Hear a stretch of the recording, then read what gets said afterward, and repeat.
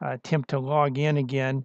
But apparently they're making some changes. And so, but anyway, the Google the the video on YouTube is actually starting right now, and I just have to get the Facebook Authenticator.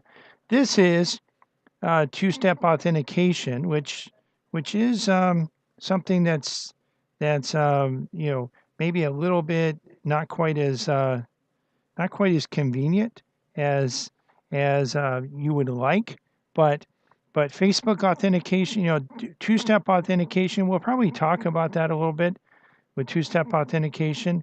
Um, I just have to find because they move the location of this from time to time, and I have to find where it is. So, oh, there it is. I found it. So we go here. What you have to do with Facebook if you use two-step authentication, you can get a code that is emailed to you, but you can also in addition to that, you can also have do the code generator from the app, but they like to move that around where it is. So we'll get the Facebook live video going here in just a minute. Of course, we are here ready to answer your computer questions, ready to help you resolve computer problems. And you know what? If you have computer problems, we may be able to resolve them on the show without you having to even bring your computer in or have us come out or have us do a remote session. We may be able to handle this right now here on this show. So you can give us a call, 772-340-1590, or you can actually head over to our live YouTube video, and in probably 1 minute or so, we'll have the live Facebook video up as well. So I did get the two-step authentication. So let's talk a little bit about two-step authentication. So what is two-step authentication? For a lot of people, it's just an annoyance. But really, what two-step authentication is, two-step authentication is a way to help secure your account to make sure that no one else logs in. But there's some things that are kind of important when you do two-step authentication. You want to, first of all, make sure that you have access to the second the method that you're authenticating with. So if you're authenticating with a cell phone, you would want to make sure that you maintain that cell phone. Even if let's say this is a cell phone for someone that passes away. Well, if you want to be able to access their accounts and they had two-step authentication, well, you need to be able to get in there, and you need to be able to access that. And you need to be able to have access to that phone. So you'd want to keep that phone service on, so that if you have to get a code texted to that phone, you'll be able to do that. And again, some people might say, well, this is just you know just a waste of time. Why does it have to be so difficult? I don't have anything that's important. No one would want to steal anything that I have. Well, let me tell you something, they would. The hackers want to steal your account. And that's what you're talking about. You're not just talking about, if we're talking about Facebook, if we're talking about an email account, if we're talking about, a bank account or something like that. Yes, hackers want to get in there. If they what could happen if a hacker got into your Facebook account? Well, they would start sending odd requests to your friends, trying to elicit money from them. And you would be able, your friends, some of them, they all care about you probably, and if you really were if you really did have a need, and they had the means, they probably would help you. Um, and some of them are going to could fall for, I won't say are, but you know, there's a chance that some people that are your friends could fall for a scam, and they would be scammed by your account, by someone getting into your account. So, two-step authentication just makes that more difficult. They can also receive a message, that would maybe infect your friend's account if they opened it up. So, that's the reason that you would have two-step authentication is that it does make your system more secure. And this is something that I can tell you that on a business standpoint, um, a lot of this is something that we're looking at implementing for a lot of our business clients, or at least recommending. Business clients will they'll have to make up their mind themselves, um, and but whether they're going to do that or not. But we're going to recommend it, and we would recommend that if you can do it, um, have that two-step authentication. But again, it's going to require some making sure you have access to that phone, making sure you have access to the account. So there's and there are ways that it's easier sometimes to keep an account. And if you have to reset the password, it's easier to do that if you have access to those phone numbers. And you want to think, if you're going to change your phone number, you want to think about that and make sure that you're getting that you're having those issues resolved. So this is definitely something that we can help you with. If you have any questions about two-step authentication, or if you have any questions about any other technology, it doesn't have to just be about computers. Computers are definitely a really huge part of what we do, but um, we also work on a lot of other things. We work on wireless routers, wireless modems. There are so many different things that we work on and help our clients with. Smart TVs, telephones, tablets. Um, you know, if you forget your passcode to your phone or to your tablet, well, it can be difficult to be able to get in and and reset things. But that's something that we can help with, and we help our customers with. And sometimes it takes a little bit of time. Let's say you're out there and you forgot your password for your email address. Well, it can be a little bit tricky to get into that. Um, you know, typically, if it's a paid service, you typically can call up and talk to tech support, and hopefully, tech support will be very helpful. And by the way, we have a customer in our shop right now that is dealing with this type of a situation because they had an account, and when they called, they didn't get the right help that they needed to get back into the account. And if you're out there and you're experiencing something like that, well, um, we can help you. We do help customers get into their accounts, get back into their accounts, reset the passwords. And we know some ways, because we've been doing this for a while, we know some ways that we can speak to the technicians, help get the accounts, the account passwords reset.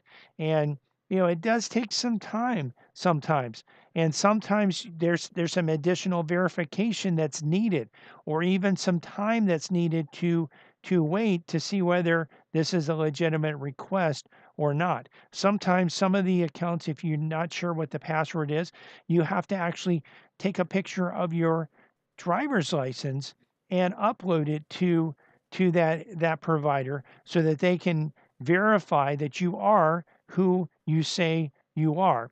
So very important to do this. Now, so we can help you with this.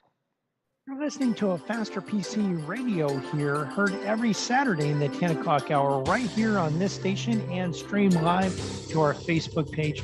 We're going to take a quick break. We'll be right back, ready to answer your computer questions. So, you know what? If you have questions, Well, we can't answer them unless you ask them. Our number, if you want to have your computer questions answered, is 772-340-5090. 772-340-5090. Also, you can type your questions into the comment section of our live Facebook video that's happening right now over at Facebook. You can go there, search for Faster PC. We have almost 23,000 likes, or you just go to our website, afasterpc.com, click on the link to listen to a Faster PC radio.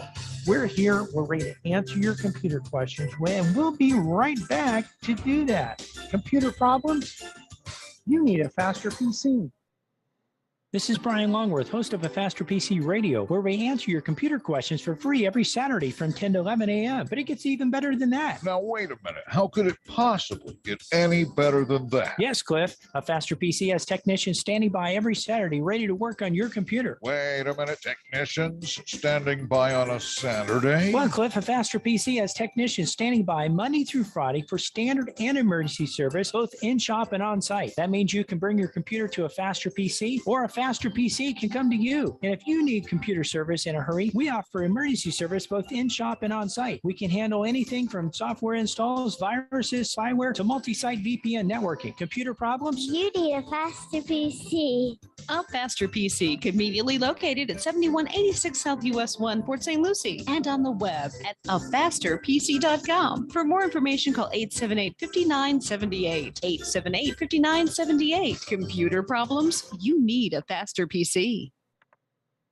A Faster PC has been here, and as Florida begins to open for business, The Faster PC. will remain open to repair computers 9 to 5, Monday through Friday, and 9 to 2 Saturdays. We offer curbside drop-off and pickup, and on-site service where a Faster PC can come to you. And we can fix many computer problems remotely without requiring any in-person contact. A Faster PC is also working to help our customers set up remote access so that employees can continue to work and be productive from home. Computer problems? You need a Faster PC. A Faster PC is conveniently located at 7190 South US 1 next to the new Dollar General in Port St. Lucie, and on the web at www.afasterpc.com. that's www.afasterpc.com. For more information, call 878-5978. Again, that's 772-878-5978. Even in times like these, when you have computer problems, You need a Faster PC.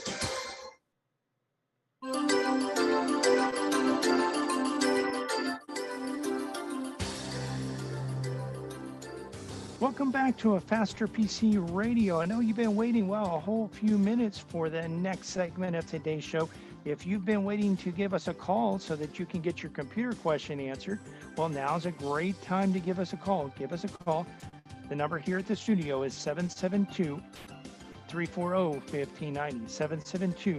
772-340-1590. Of course, if you're a little bit shy, maybe you don't want to call and be on the radio. This is your opportunity, by the way, if you do want to be on the radio. But if you're a little bit shy, maybe you don't want to be on the radio, you don't want people to hear what you say, then you can actually head over to our Facebook video. It's a live Facebook video going on right now. You can head over there. Just go to www.afasterpc.com. Click on the link to listen to A Faster PC Radio. That'll take you to our Facebook page, or you can go to Facebook, search for A Faster PC. You'll find our page. We have between 22 and 23,000 likes. You'll be able to actually get over there, scroll down on the page a little bit. You'll see the live video, and you can type your question into the comment section. Now, your question doesn't have to be on what we've been talking about. It can be on any topic as long as it's computer related. So head over there and you can be on the show, or just give us a call, 772-340-1590. We did also want to remind you that we have technicians standing by ready to resolve computer problems. Our number in the shop is 772-878-5978, and we are located at 7190 South US 1 in Port St. Lucie. Again, the number is 772-878-5978. Computer problems? You need a Faster PC. Yes, you do. And we are back. We are ready to answer your questions, ready to help you resolve your computer problems as well. And we, this is what we do here on a regular basis. day in, day out. Well, you know what? We take Sunday off to worship God, but throughout the week we are resolving computer problems, resolving technology problems, dealing with all types of different issues. You know, we mentioned some of the things. It's not just computers anymore. It's also smartphones, smart watches, tablets, smart televisions, smart thermostats, smart garage door openers. I mentioned last week I have a smart drip irrigation system, and I can actually, from my phone, tell my drip irrigation system to turn on. I could be anywhere in the world.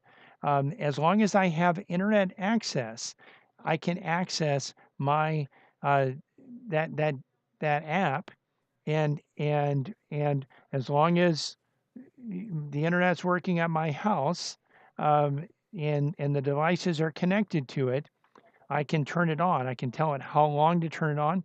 By the way, that drip irrigation system actually checks the weather and knows whether it's going to rain or not. And if it's going to rain, it automatically says, I don't need to water today, because it knows that it's going to rain.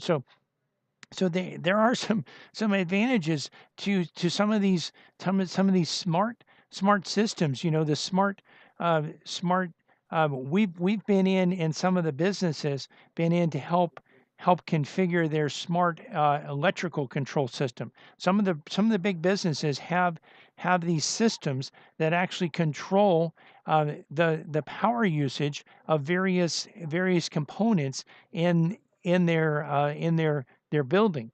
And we've been in to help those things out. So, from a large scale to even a small scale on the home with smart outlets. We used to, with Christmas lights, we used to have lights where we had a manual timer. No more. We have smart timers now.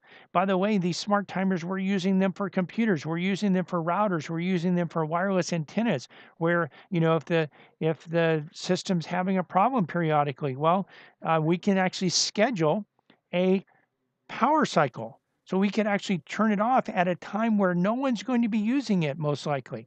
3 a.m. in the morning, 2 a.m. in the morning, 4 a.m. in the morning, whatever time is a time where typically there's downtime, we can shut something off, turn it back on a minute later, and, have you ever had a problem? Well, you know what? We had a customer that called us this week, a business customer.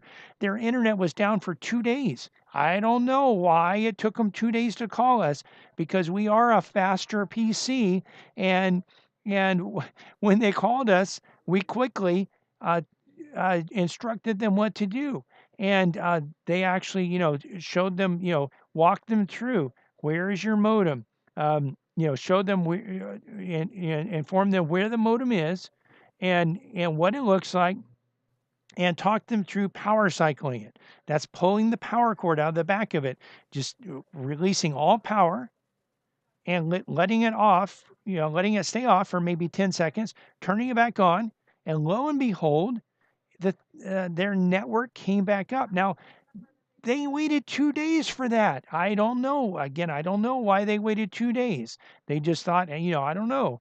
They just thought something was going to resolve itself. Well, we actually, got them back up within 10 minutes of their call. And a lot of times, power cycling your modem, if it's a problem with your internet, if it's a problem with your router, maybe it's a problem with connectivity. A lot of times, power cycling the modem, power cycling the router can help resolve some of those issues. In fact, a lot of times it resolves issues. So having a set time every day when that happens automatically at a time where you're not using your network. Well, we use those smart switches to do things like that. Of course, you could use those smart switches to even, to turn lights on and off if you weren't home and you wanted to make it look like you were home. You could even, with the app on your phone, even turn a light on. A few minutes later, turn it off. A few minutes later, turn it back on, so that it looks more like it's not just the old timer where it turns on at a set time.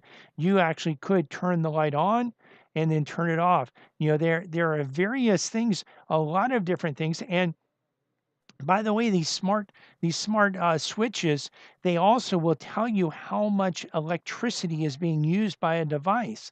So if you're not quite sure, you think maybe a device is using up, maybe it's not using up a lot of electricity, or maybe it is using up a lot of electricity. You can determine that. How much electricity is that extra refrigerator using, or that extra freezer using? Could you get rid of it? And how much is it using? I actually used these switches for at my parents' house. They had some people living there that were using a lot more electricity than what they needed to use, having their own refrigerator, having their own air conditioner, even though there was a central AC unit. Well, we brought in these smart switches. Well, their power usage went way down, and because they knew they were in. It wasn't like they were going to have to pay a lot of money, but they were going to have to pay for whatever they were going to use. You can actually do stuff like that, and of course, you can control the devices. If you want the devices to be off at a certain time, you can set them off at a certain time. If you want them to be on at a certain time, you can do that. These devices also can work. We've talked about laptop batteries. Um, the worst thing you can do for a laptop battery is to leave it discharged, totally discharged. Any battery, you leave it totally discharged. If the battery is rechargeable, you leave it totally discharged for a period of maybe 2 or 3 weeks. The battery is most likely toast. It's dead. It's not going to do anything. But the second worst thing to do with a laptop battery is to leave it charged up at 100% and just have it charged up and constantly charging. Well, that there's so much. What happens when the batteries are almost down, almost dead, below 20%, there's so little movement in the cells of the battery that you get corrosion, and that causes the battery to die. Up above 80%, there's so much activity that the cells wear out, and it takes some time. It might take a few years for that to happen, but it does kill the battery over time. So, one of the things that I've shown here on this one of the things that I've shown here, I'll switch over to a full screen just to show this. I'm actually using the an older version of the Lenovo software, the Energy Manager, and they have conservation mode. Those watching on the screen, I'll verbally describe this for those listening on the radio, but those that are watching on the screen, on our Facebook video and at our Facebook channel and our YouTube channel, you can actually. By the way, we have links to both of those at our website, fasterpc.com. But we have actually the battery meter. The battery meter actually does show where our battery level is. Now with conservation mode on, and my conservation mode is on, my computer will not charge beyond 60%. So, you know, and this is perfect for maintaining a battery lifespan, making the battery last longer in years. If, however, I need to, maybe I'm going out to a conference and I want to have my battery fully charged when I get there so that I can use it as long as I can, well, I can just turn conservation mode off. It'll charge above 60%. It'll charge all the way up to 100%. And the newer Lenovo computers do this through the Lenovo Vantage software, and it's still called conservation mode, but it's Lenovo Vantage, which comes with new Lenovo's. You can also get that from the Microsoft App Store. But anyway, one of the things that you can do if you don't have a Lenovo, maybe you still want to if you're using your computer plugged in a lot of times, you want to actually control the charging. Well, one of the ways you can do this is buy a smart outlet, smart adapter, power adapter. So you plug this into the wall or into a surge protector, better yet, into a surge protector or a UPS, and you actually configure it so that it's connected to your network. Once it's connected to your network, then what you can do is you can go ahead and you can program that to turn on and run for a certain period of time, turn off And these can be configured, by the way. They're not like the old manual switches where you can turn them on for like a half hour or an hour at a time, or off for that period of time. These you can actually turn them on for a certain number. You can turn it on at a set time and turn it off at a set time. Um, so we actually have a technician here, Robert, who doesn't have a Lenovo. He has a Dell, and he doesn't want to kill his battery. He actually did. His battery did die at one point. Didn't actually die. What happened was, I think his touchpad stopped working. We see this quite often. Customers will come in. They'll say, "Hey, my touchpad's not working, or my certain keys on my keyboard aren't working." We look at their laptop, and we see that it's actually there's actually something pushing up on the keyboard or the touchpad. The top of the bottom of the computer is actually bowed up, and and my wife is chiming in and saying it looks like it's pregnant. So it's probably not quite as dramatic as a woman being pregnant, but there is if it were a woman in the early stages of pregnancy, they might say the computer had a baby bump. It's not a baby bump, it's a battery bump. And the battery, what happens if the battery is internal in the computer? And this, by the way, is another reason why it's good to maintain a healthy battery in a laptop. If you have an internal battery, which a lot of the newer laptops have internal batteries, they don't have external batteries. To remove the battery, you actually have to open the laptop, and you actually don't see whether the battery is bad. What happens when the battery starts getting bad is the cells start to swell. I'll actually hold one of these up to the screen, and so that people that are watching on the video can actually see this. But this is a battery, and this one is not swollen. But what it is, it's rectangular, and it could be square, could be any it's going to be either rectangular or square. But there are individual cells inside here.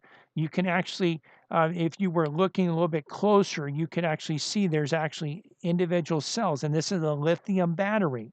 Now, it's explosive.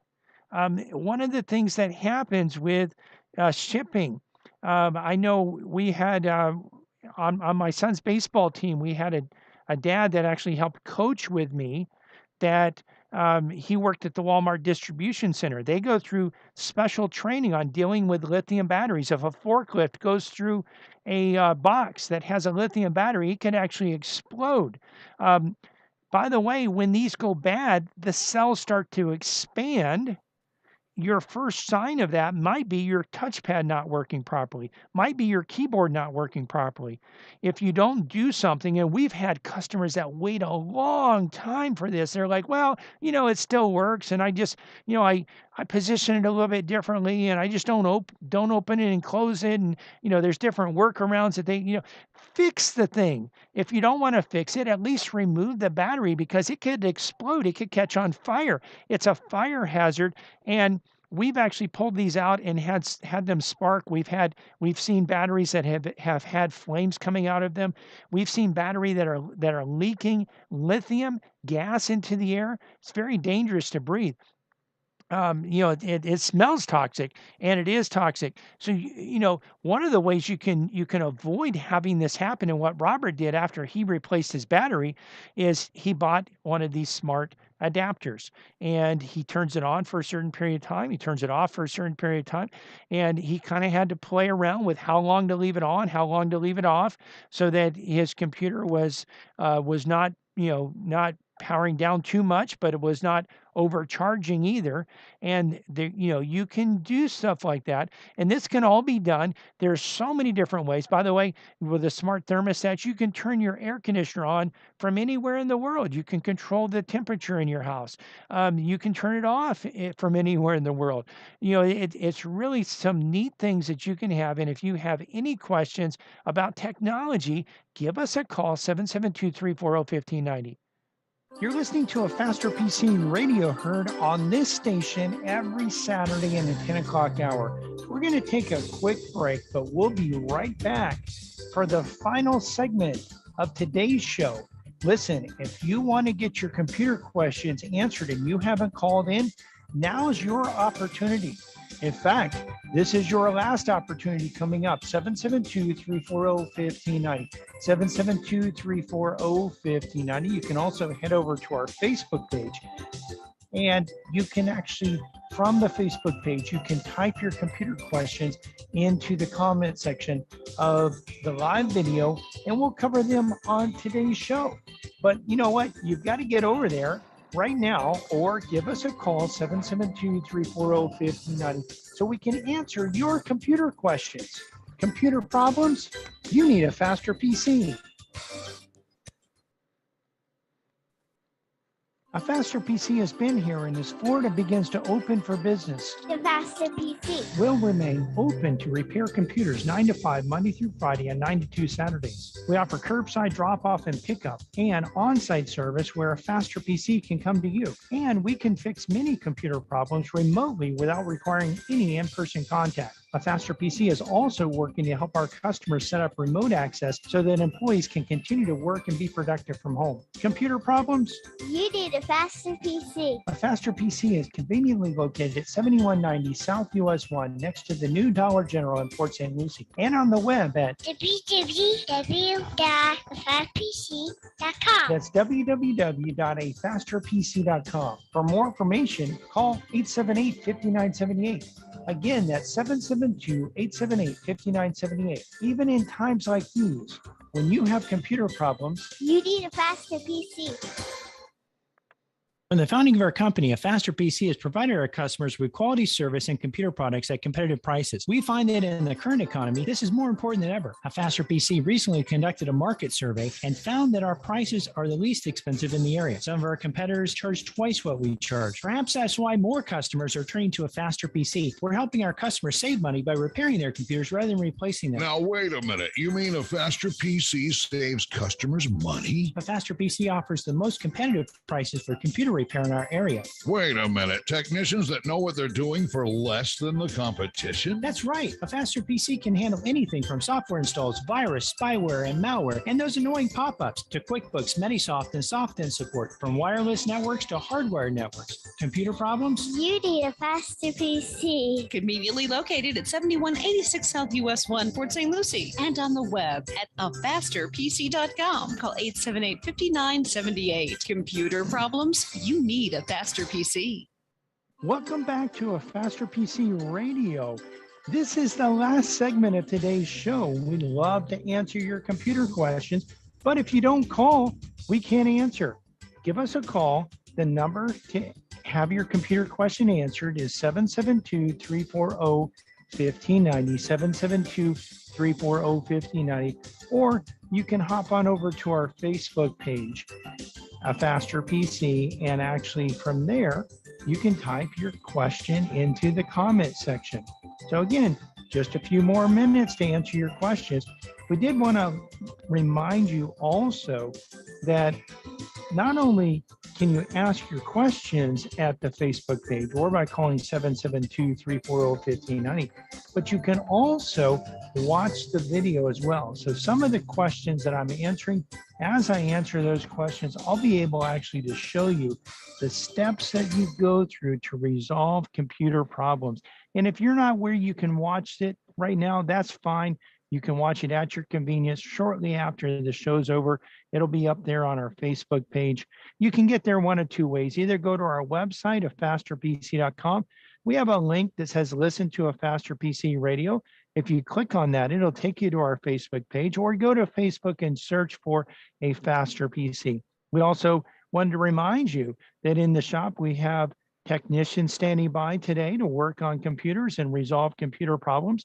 We're at 7190 South US 1, and our number in the office is 772-878-5978.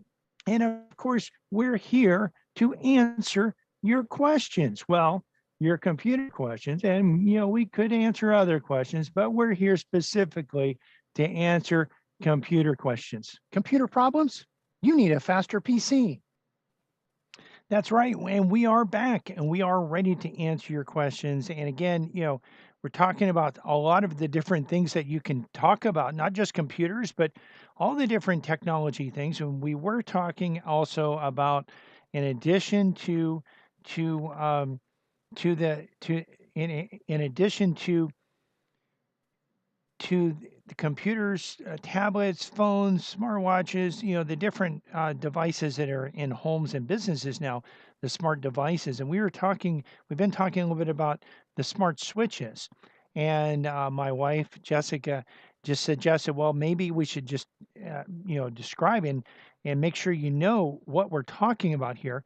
And I'll actually describe this verbally, but also show it on the screen.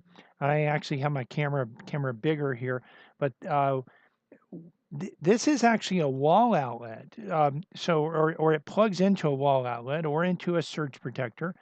You can also get smart outlets that actually would replace the outlet in the wall.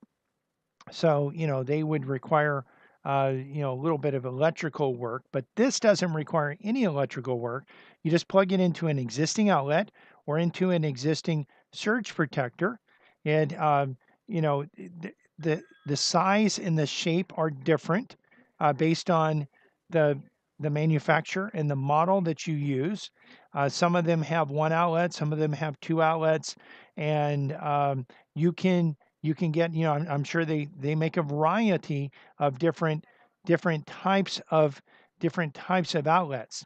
But anyway, this is what it is. You just plug it in, you turn it on. There's a light that indicates, and typically you'll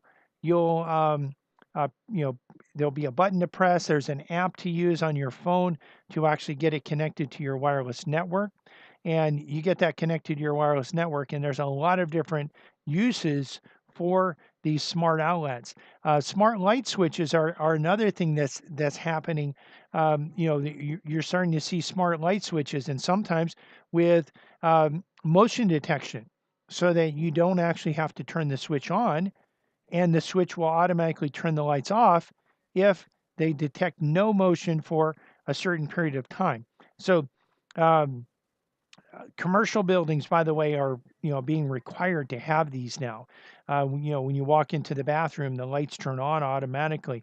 And one problem with them, sometimes the timer for them to turn off is a little bit short, and maybe someone might be using the bathroom, and it might go dark. Well, if you're in a stall, that that could be a little bit of a problem. Hopefully someone else walks in to the bathroom if there's a stall. If not, you have to wave your arms or whatever, to so that someone, so that the switch would detect motion and turn back on. But you have, a lot of these are, they are based on energy efficiency, but also based on scheduling certain things to run, at a certain time. You don't have to have things run at a you can have things run when you want it to run. You could turn things on when you want it to be turned on. Um, if you had, one of the things that my wife thinks about sometimes is, well, did I turn the coffee pot off? Did I turn the toaster off? Well, we actually don't have one of these installed on our coffee maker or our toaster, but you know what? It probably is a good idea. That might be a project for me. Because sometimes she gets away from the house and she's wondering, did I leave it on? Is it going to burn down the house? Well, if that's ever a question for you, and by the way, I don't normally question that, but there was one day where I was at one of my son's baseball games, and I'm thinking, wow, did I turn the stove off? Did I turn? Well, with a smart outlet, you can actually go in and you could make sure it's off. You could just turn the whole switch off, and if that device is connected to that switch, well, you're sure to not have an issue there. Um, so there are even smart thermostats that some people are using for their refrigerator or for their freezer, just to make sure that there's no problem, that it doesn't turn off, or if it does turn off, they know about it, they're alerted to it, so that they can take action before the food gets spoiled. See what is happening. Is there a problem with the plug? Is there a problem with the outlet? What is causing the problem here? Well, there are so many different devices that can be used, and sometimes you might say, well, that sounds a little bit too complicated for me. Well, it might be too complicated, but some of these things can really save you a considerable amount of money. I installed a smart thermostat at my parents' house. And, I also, as I mentioned, the smart outlets from with people that were using various power devices.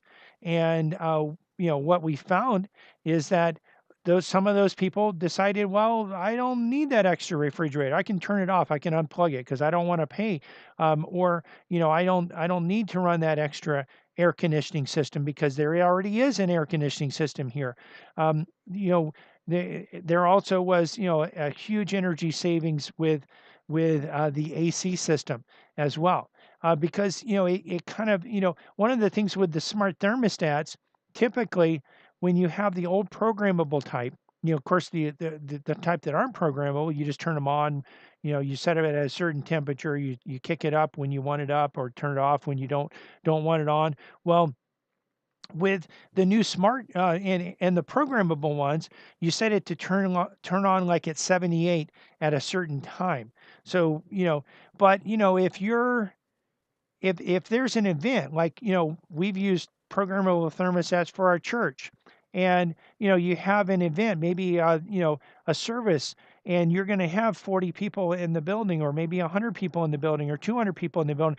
Well, you have to calculate, you have to turn it on a certain number of minutes or hours prior to that, to get it down to a certain temperature. And then you have to kind of calculate, well, how much is the body heat of all these people going to factor in. You also have to, if you're having a party at your house, you have to kind of plan that out as well. Well, with the smart thermostats, and so with a programmable one, the old-fashioned programmable ones, where you program it to turn on at a certain time, you have to kind of experiment. You have to experiment. Well, I think I might need to turn the AC on because it's going to be warm in the building. I need to turn the AC on 3 hours early. And so you turn it on 3 hours early, and then you kind of have to get some feedback. Well, was it cool enough? Was it too hot? Was it too cold? Should I change the amount of time that it was running? Well, with the smart thermostat, you don't have to do any of that.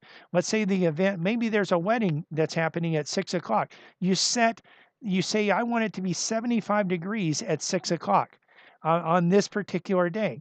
And you know what? The thermostat knows what temperature it is in the room. It knows what temperature it is outside, because it's communicating with the weather, the weather channel, or some source of weather. And it knows the source that's, it knows what temperature it is, and it knows a history of your AC unit.